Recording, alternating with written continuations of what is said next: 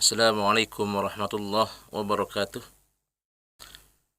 Bismillahirrahmanirrahim. Alhamdulillahi rabbil alamin.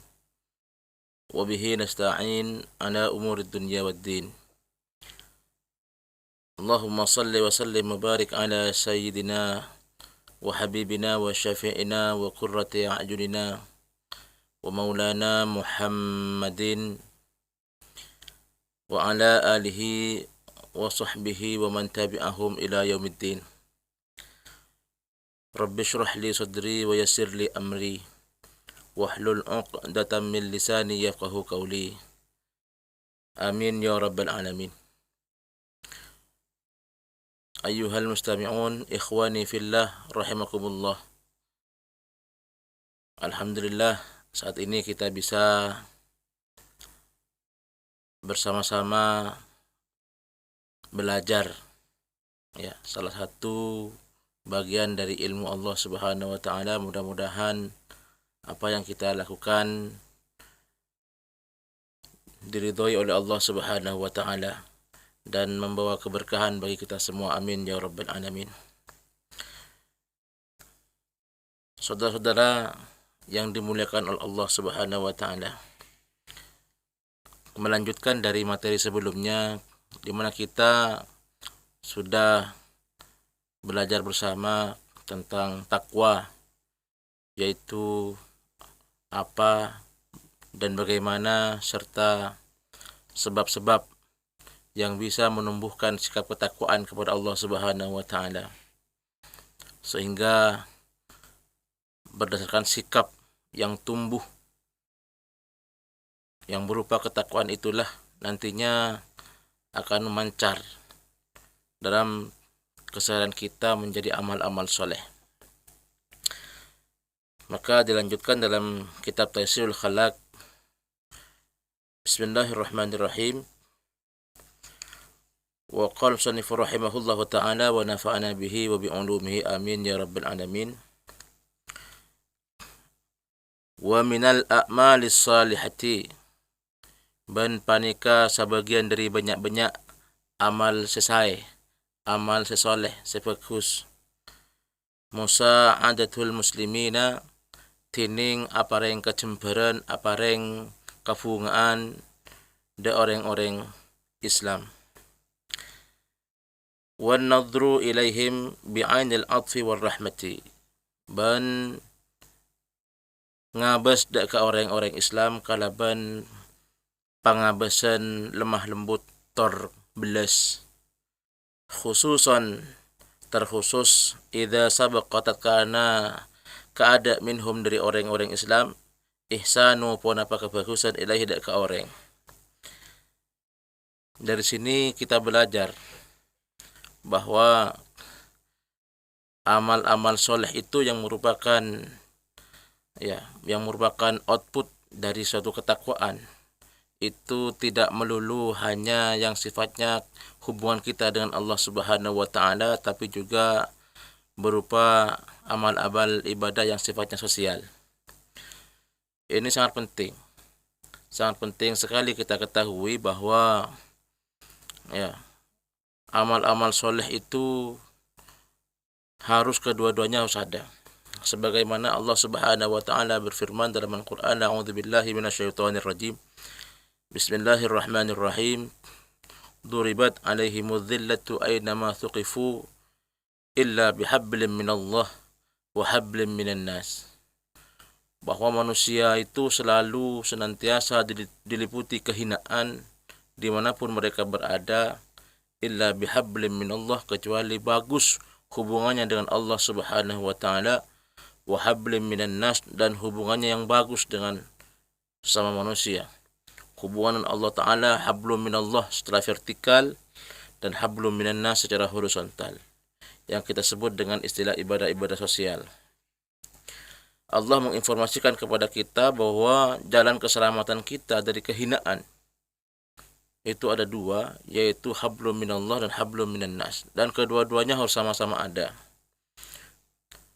Kalau misalnya ada orang mengaku sangat beriman kepada Allah, takwa kepada Allah, ditonjol-tonjolkannya keimanan dan ketakwaannya itu, akan tetapi dengan tetangganya dia sikapnya buruk, dengan orang lain sikapnya buruk, maka orang ini tidak akan bisa selamat dari kehinaan. Sebaliknya, jika kita mengaku kita tuh baik dengan hubungan secara horizontal dengan sama makhluk Allah, tapi kita maksiat terus kepada Allah, kita durhaka kepada Allah, kita langgar aturan-aturan Allah, ya percuma, kita juga tidak akan selamat, kita tidak akan mulia dengan itu semua.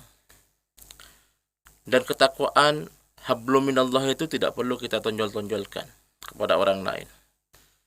Yang benar itu adalah bagusnya, baiknya hablum minallah, hubungan vertikal kita kepada Allah Subhanahu wa taala, ibadah-ibadah kita yang sifatnya vertikal kepada Allah Subhanahu wa taala itu seharusnya memancar, ya, memancar melalui anggota tubuh kita dalam kehidupan sehari-hari, yaitu berupa ibadah-ibadah sosial. Maka dalam kitab ini disebutkan sebagian dari amal soleh itu ditegaskan adalah memberi kebahagiaan, ya, memberikan kebahagiaan kepada orang-orang Islam, dan juga memandang mereka, memandang manusia bi'ainil atfi war rahmati, dengan pandangan yang lemah lembut dan ulas asih.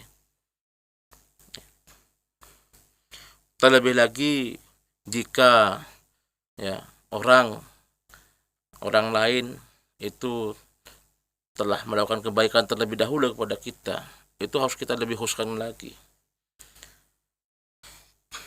Ayyuhal muslimun ikhwani fillah rahimakumullah. Selanjutnya, wa amma samratuha, ban anapon tining buwan na katakuan, fasa'adatud daraini, maka panika kabungaan, keselamatan, kecemburan itunya terakhirat. Bahwa buahnya ketakwaan itu adalah keselamatan dan kebahagiaan, keselamatan, ya, di dunia dan di akhirat. Di sini disebutkan dalam kitab ini bahwa buahnya, ya, buahnya. Jadi kalau satu pohon itu yang terpenting itu bukan buah bagi pohon itu sendiri. Mungkin bagi orang lain yang paling penting adalah buah, tapi bagi pohon itu sendirilah yang terpenting bukan buah. Yang penting itu adalah bagian-bagian pohon itu tumbuh dengan baik, kokoh, dan bekerja dengan baik dan benar. Akarnya tumbuh dengan kokoh, baik, dan bekerja dengan sebaik-baiknya. Batangnya juga demikian, daunnya juga demikian. Maka kapanpun buah itu bisa tumbuh. Setiap musim buah dia akan tumbuh dengan sendirinya. Sehingga fokusnya itu seharusnya bukan pada buah, tapi pada pohon itu sendiri. Bagaimana pohon itu bisa hidup dengan sebaik-baiknya. Maka buah itu merupakan efek samping. Tapi kalau kita fokusnya pada buah, maka buah ini tidak akan menghasilkan akar, buah itu tidak akan menghasilkan batang, buah itu tidak akan menghasilkan daun dan sebagainya. Ya, jika kita fokus pada buah, maka buah itu akan dibiarkan akan habis.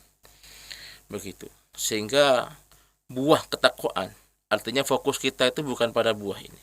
Buah ini adalah efek samping dan akan dimunculkan oleh Allah di dunia dan di akhirat. Maka berikutnya, amma fid dunya, anapun tining buana ketakwaan sebeda itunya, fartifa'ul qadri, maka panika tengki na pangkat. Sekali lagi ini adalah buah. Jadi kita imtithalu awamirillah wajtinabun nawahi, kita melaksanakan banyak-banyak perintah Allah dan menjauhi larangannya Allah. Ya, kita tujuannya adalah hanya mengharapkan ridho Allah saja. Ya. Kita melakukan ketakwaan, bersikap takwa, melaksanakan perintah Allah dan menjauhi segala larangannya.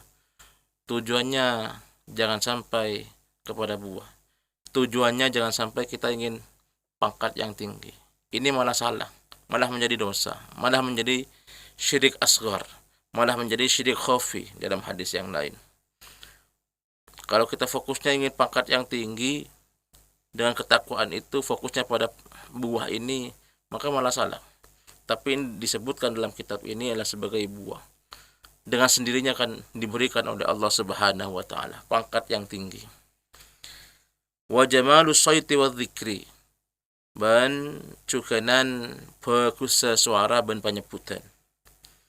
Waqtisabul mawaddati ban ngalakoni perkara-perkara saya kesenangi minan nas dari manusia. Sekali lagi ini sangat bahaya kalau kita salah fokus perhatian kita. Yang awalnya seharusnya kita ikhlas kepada Allah Subhanahu wa taala, tapi kalau tujuan kita hanya ingin dapat kemuliaan, penyebutan yang bagus, itu malah menjadi salah satu dari tiga ini. Jadi sum'ah, pengen didengar baik oleh orang lain. Riya, pengen dilihat bagus, pengen dinilai bagus oleh orang lain. Dan ujub, kita akan bangga dengan diri kita sendiri. Kita ini merupakan penyakit-penyakit hati. Lianna sahibat taqwa, karena saungkuna orang yang sandi ketakwaan. Yu'azzimuhul asaghiru, ngaku-ngaki daka orang yang takwa pasal banyak-banyak orang-orang sekini. Orang kecil akan melihat orang takwa itu dengan pandangan yang agung. Ya, sekali lagi ini bukan tujuan, tapi hanya sekedar efek samping saja. Wa yahabuhul akabiru, tor mitong wibawa dak ka orang pasera orang-orang siraja. Para pembesar akan melihatnya. Orang kecil melihatnya ini sangat agung, sangat mulia sekali.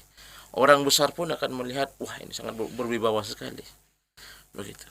Wa yarahu kullu aqilin annahu al-ula bil birri wal ihsan. Ban ningali dak ka orang setakwa pasrah sapan-sapan orang yang seandi akal. Annahu saungkun orang yang setakwa panika al-ula panika selebih utama. Bil birri kalaban kebagusan wal ihsan ban kalaban kebagusan. Itulah efek-efek samping dari adanya ketakwaan di dunia. Di dunia diberi oleh Allah Subhanahu wa taala. Wa amma fil akhirati, ban anapun tining buwana ketakwaan sebelum akhirat. Fan najatu minan nari, maka panika selamat dari neraka. Wal fauzu ban kapeceraan keuntungan bidkhulil jannati kalaban masuk surga. Sekali lagi buahnya nanti di akhirat oleh Allah nanti akan diselamatkan dari neraka dan dimasukkan ke dalam surga Allah Subhanahu wa taala. Ada hal yang menarik ya, di sini yang perlu kita bahas. Ya, banyak orang membahas ya,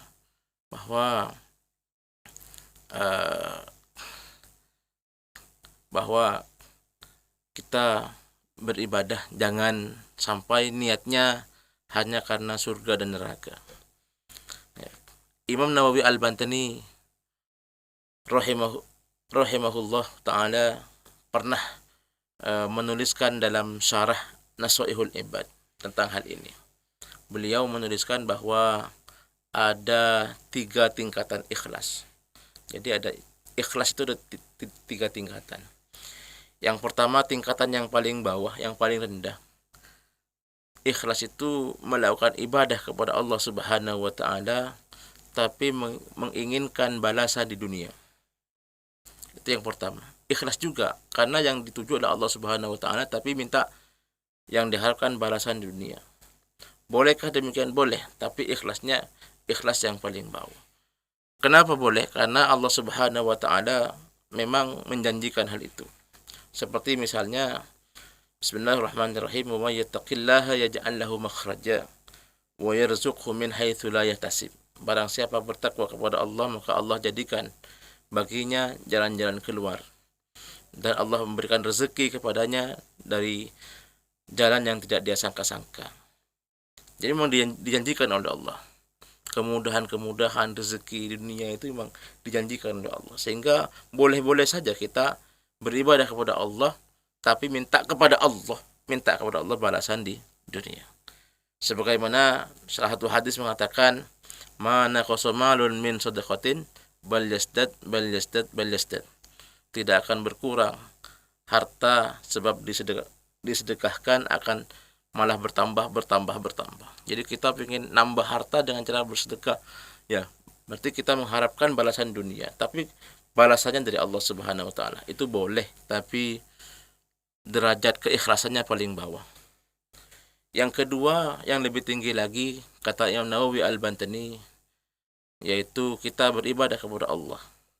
Kita takwa kepada Allah, melaksanakan perintah-perintah Allah. Kita menjauhi larangan-larangannya Allah Subhanahu wa taala, tapi karena faktor surga dan neraka. Kita ibadah, kita takwa kepada Allah karena ingin mengharapkan surga Allah. Kita takwa kepada Allah karena takut dengan nerakanya Allah Subhanahu wa taala. Bolehkah demikian? Boleh-boleh saja, karena memang Allah menjanjikan hal itu. Bagi yang illal ladzina amanu wa amilus shalihat, innal ladzina amanu wa amilus shalihati lahum jannatu adnin tajri min tahtiha al-anharu khalidina fiha abada. Memang dijanjikan oleh Allah bahwa mereka orang-orang yang beriman dan melakukan amal-amal soleh memang dijanjikan jannatu adn, yang mengalir di bawahnya sungai-sungai. Sebaliknya, Allah memang menjanjikan bagi para orang yang durhaka, para durjana, orang-orang yang maksiat kepada Allah, memang dijanjikan ancamannya adalah neraka. Sehingga kita melakukan ibadah, takwa kepada Allah, melaksanakan perintah Allah dan menjauhi larangannya Allah karena surga dan neraka, ya boleh-boleh saja, tapi derajat keikhlasannya nomor 2. Dan yang ketiga, yang paling tinggi derajat keikhlasan adalah ketika kita beribadah kepada Allah, kita melaksanakan perintah-perintah Allah, kita menjauhi larangannya Allah Ta'ala, bukan karena apa? Karena pengen diridhoi Allah saja. Kita pengen Allah ridha kepada kita, itu saja. Tidak ada motivasi. Kenapa engkau beribadah? Tidak tahu. Karena Allah memerintahkan demikian. Begitu. Motivasinya hanya satu, yaitu hanya pengen Allah menjadi ridha kepada kita. Sehingga ulama mengatakan tuba liman suhat lahu khutwatun wahidah yabtagi bihi wajhallahi ta'ala. Sangat beruntung sekali. Sangat beruntung, yaitu bagi orang yang menjadi sah bagi orang tersebut satu langkah saja, yang dengan satu langkah itu orang tersebut mengharapkan ridha Allah. Itu sudah sangat untung sekali. Satu langkah mengharapkan ridha Allah, itu sudah sangat beruntung. Saking berharganya nilai sebuah keikhlasan. Jadi motivasinya hanya karena Allah. Maka ulama tasawuf mengajarkan, kalau kita berdoa kepada Allah, kita banyak hajat kita kepada Allah Subhanahu wa taala. Kita butuh kepada Allah, mintalah kepada Allah. Apapun minta kepada Allah. Tapi hendaknya sisakan sedikit saja, luangkan sedikit saja waktu kita. Kita menghadap Allah, kita bermunajat kepada Allah. Dengan kita menjadikan Allah itu sebagai Allah, bukan sebagai pemberi rezeki, bukan sebagai Maha mengampuni dosa-dosa, bukan sebagai Allah itu yang sifatnya Rabbul Alamin. Tapi sisakan walaupun sedikit kita menyebut nama Allah sebagai Allah. Kita sebutkan Allah itu tanpa motivasi, kecuali satu, hanya ingin menyebut Allah saja. Ayyuhal ikhwan rahimakumullah, sedikit dari saya ya. Mudah-mudahan ya kita bisa mengambil hikmah dari adanya belajar bersama ini dalam kitab Tafsirul Khalaq bab yang pertama, bab takwa, sehingga kita bisa sampai kepada firman Allah Subhanahu wa taala yang berbunyi bismillahirrahmanirrahim, innallaha ma'al ladzina taqaw, saungkun Allah taala panika serta orang-orang pada takwa pasar alladzina walladzina hum yuhsinun, ban asarta orang-orang saya tining ke orang banyak pada laku fokus pasar orang banyak. Allah bersama dengan orang-orang yang bertakwa. Allah ada di pihak orang yang bertakwa. Allah ada di pihak orang-orang yang berbuat kebaikan. Mudah-mudahan ya, dengan ya, keikhlasan kita dalam bersikap takwa kepada Allah tadi membuahkan keridhaan Allah Subhanahu wa taala kepada kita. Amin ya rabbal alamin. Akhiran, al-afu minkum wallahu al-muwaffiq ila aqwamit thariq. Tsumma assalamu alaikum warahmatullahi wabarakatuh.